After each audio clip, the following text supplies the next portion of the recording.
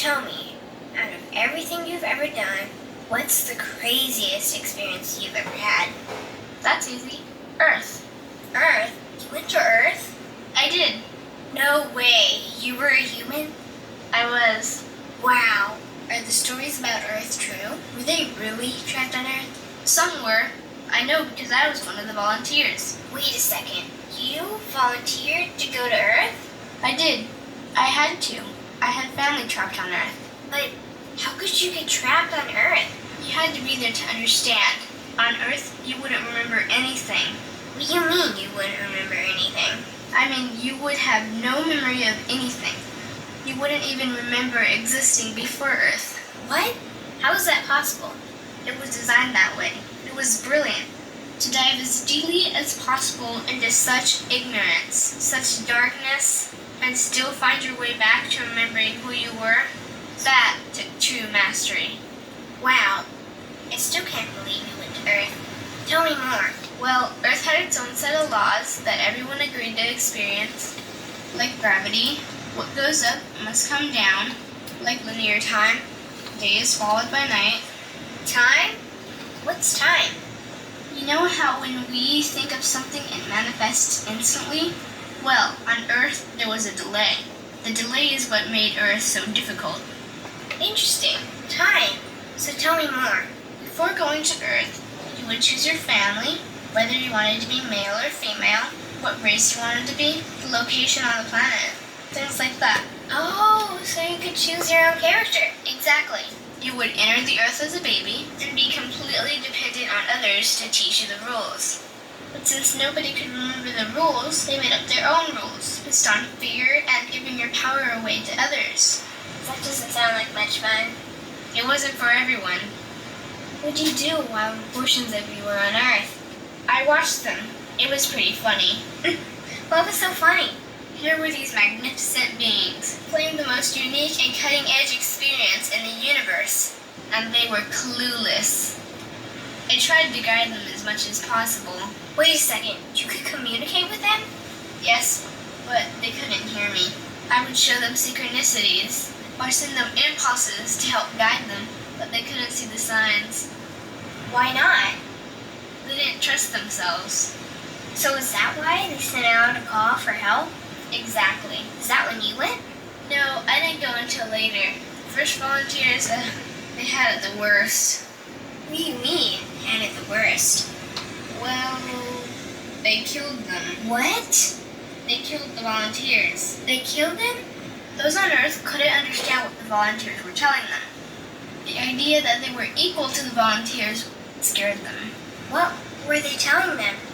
Common sense stuff like, all the answers you seek are inside you. Everything I can do, you can do and more. So they killed them? And then they twisted the volunteers' message and created even more fear. What do you mean, more fear? Like the message, God is inside you, was turned into, you are separate from God. The message, all the answers you seek are inside you, was twisted into, you can't trust yourself. And they believed it? It was out of control. How could they believe that? You had to be there to understand. Did you know they actually believed that they were the only intelligent life in the universe? Now that's funny. Pretty crazy, I know. So then what happened? The designers knew Earth was going to enter a section of the galaxy that humans had never experienced before. A section filled with a frequency that might be able to reconnect the human's DNA. What was wrong with their DNA? It didn't work anymore. The thing is, their DNA was how they connected with their higher self. So that's why your incarnations couldn't hear you. Exactly. But there was a catch with the new plan. Only those incarnated on Earth could tune in to these new frequencies. Oh, so they needed more volunteers. Yes, but this time they were taking no chances. To pull this off, they needed millions in the physical form, wired and ready to attune to these frequencies. Are these the 21st century humans that all the stories are about?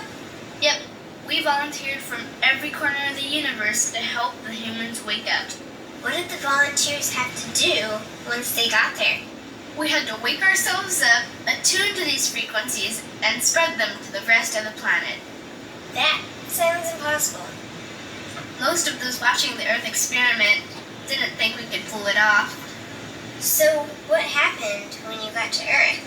Once on Earth, we were taught the same fear-based beliefs that had been handed down for eons. We lived just like everyone else, totally clueless to who we were and what was getting ready to happen. But as soon as the Earth entered this cloud of frequencies, we started to question everything. And one by one, we started to wake up. So the plan was working. It was. The more we trusted ourselves, the quicker we reconnected. And the faster we started to remember what was happening. And since we were spread out evenly all around the planet's frequency began to rise quickly. What happened when the planet's frequency began to rise? The humans' experience of time began speeding up. They started manifesting their beliefs faster and faster. Those consumed with fear created even more fear, and eventually Earth just spun out of control. What do you mean, spun out of control? These low-frequency beliefs that had controlled the human experience for eons could no longer exist, so they began to self-destruct, and the world fell into complete chaos. That sounds terrifying. It was for those living in fear, but for us volunteers, we all knew it was the end of the old energy and the beginning of the new. So then what happened? A tipping point was reached in our awakening, and we created a new Earth. A new Earth? What happened to the old Earth? It continued on, allowing those who could not let go of their fears to play out their lessons. But for us, we created a new Earth that matched our higher frequency. And as easy as that, all the fear-based beliefs simply fell away. In an instant, we remembered who we were. We knew we were all connected, and we stopped hurting each other. We started respecting each other, started loving each other. We took back our power to create, and we created a new Earth without fear. Wow, so the legends are true. What an incredible experience that must have been. Nice work. Thanks.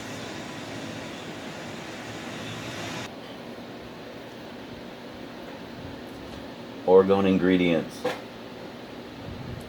And I make many different shapes, pendants, and different designs, cones, cloud busters, but they all have the basic ingredients, and you can either make them with cement or with resin or a combination of both, because you want to get the piezoelectric properties of it. When you put crystals in there, it squeezes them and it makes electricity.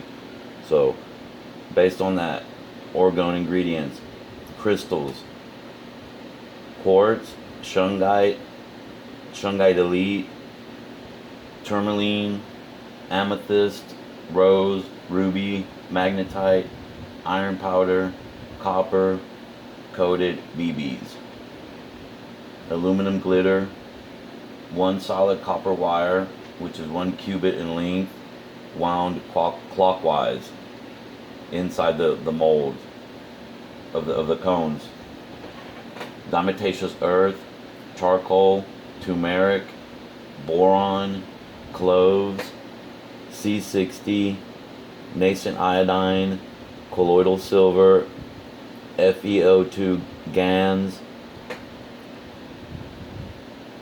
and like all of them, really, all the GANs, honey, pine needles, weed, holy water, witch oils, cleaners, from a 5th generation shaman, my DNA, magic and blessed items from shaman, and the electronics part is 2 Tesla coils connected at all times, which is a facial wand through all the pieces, and an infrared light, which is also a heat lamp, because you want heat and infrared light on it at all times to make it work better, and satellite dishes and transformers. You know, for the more copper you have on it, the more power you're going to have.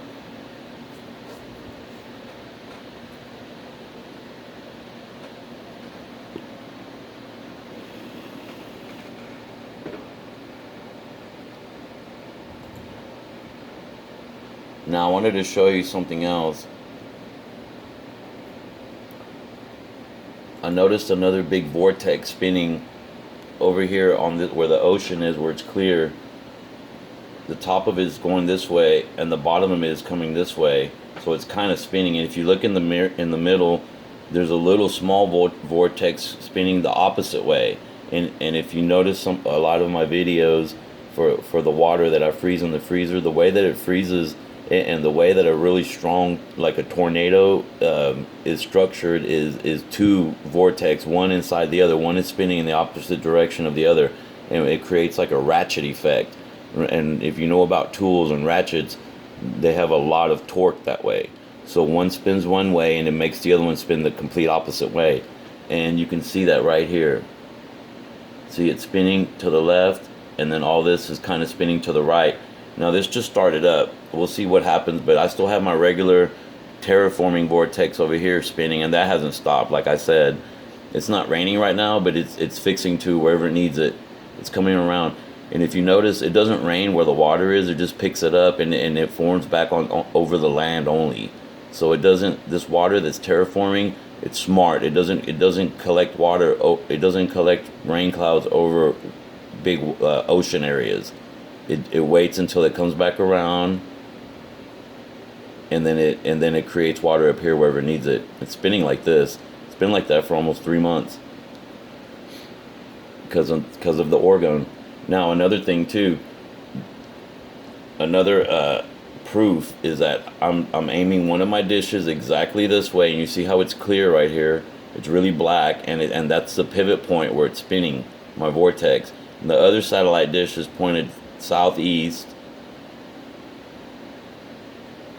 and you can see that it's clear. It's dark right there too. I mean, you can see clearly where I'm pointing these two dishes and how clear it is, how black it is. That is no coincidence.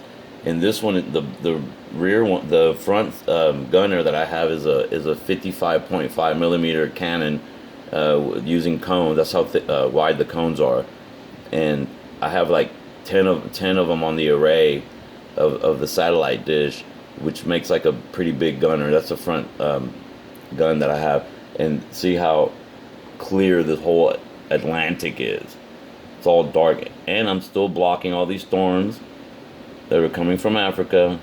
See, they're all red right now. They're starting to get red right here. Well, they're blocked, and they go down under here now. They don't come into the U.S. no more. That's what you want to call Sahara dust, okay? That's fine, but we know what it is. It's Orgone. It's bubbles. See, here's another view. And if you look everywhere in the rest of the world, there's nowhere that's dark like that. There's no other water or even land masses that don't have my that I'm not pointing at that are not dark like this. See, right here, the pivot point. It's really black. It's really clear, and the whole Gulf and the whole Atlantic, all the way down here. It's in the shape of my dish. That rear dish is like front dish is like this big.